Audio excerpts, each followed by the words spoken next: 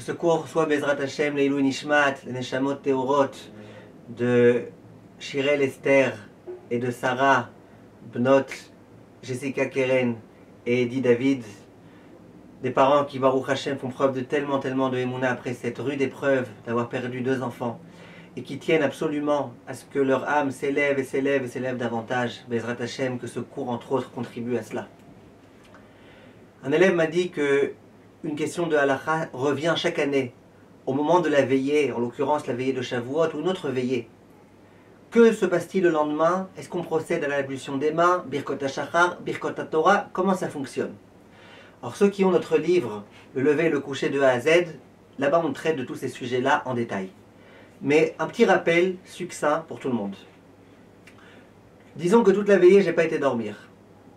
Donc la nuit est passée, certes, mais moi, j'ai pas dormi. Le lendemain matin, je dois procéder à un Netilat Yadayim, c'est-à-dire je dois prendre un ustensile comme je le fais tous les matins, au moment de Halot HaShachar, et me laver les mains. Simplement sans bracha. Parce que les décisionnaires, ils disent que si jamais la nuit est passée, mais que j'ai pas dormi, eh ben on ne pourra pas réciter avec bracha. Réciter avec bracha, ce sera que si quelqu'un a dormi. Que la nuit est passée, qu'il a dormi de façon fixe, ça veut dire qu'il s'est mis en pyjama, qu'il a dormi dans son lit, qu'il a dormi au moins une demi-heure, bref, selon les critères de la halakha. Donc, dans une veillée normale, on procède à un Netilat Yadayim, mais on récite pas la bracha. Concernant les Birkot HaShachar, Chachamim ils disent, et telle est la coutume, aussi bien Sfarad qu'Ashkenaz, que pour chaque nouvelle journée, on récite à nouveau les Birkot HaShachar. Donc bien que j'ai pas dormi durant toute la veillée, et donc du coup, j'aurais pu penser que le Birkot HaShachar de la veille, elle continue à m'accompagner, non. Dès qu'il y a une nouvelle journée, il y a une raison supplémentaire de remercier Hachem pour tous les bienfaits qu'il nous a donnés, et donc on réitère la récitation. Attention, il faut attendre que la nouvelle journée soit arrivée, que Halot HaShachar arrive. On ne peut pas avant réciter.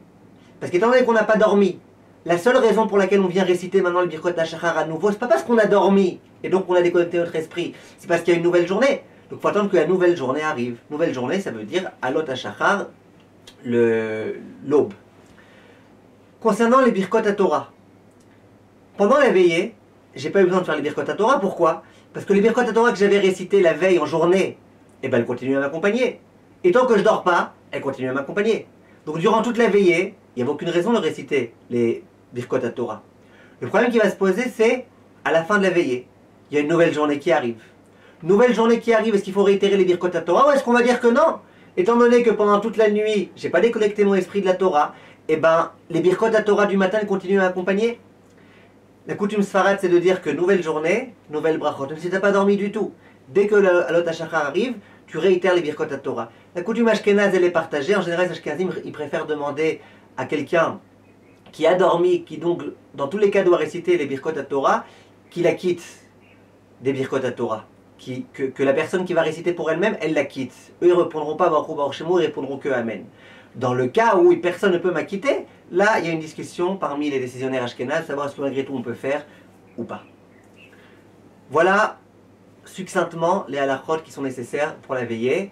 Et Bezrat Hashem, diffusez ça, que les gens sachent, parce que je vous assure, chaque année, les mêmes questions reviennent, on nous les pose, et il y a des gens qui ont personne à qui les poser, et qui, à cause de ça, ne savent pas comment se comporter. Kolto, mes chers amis.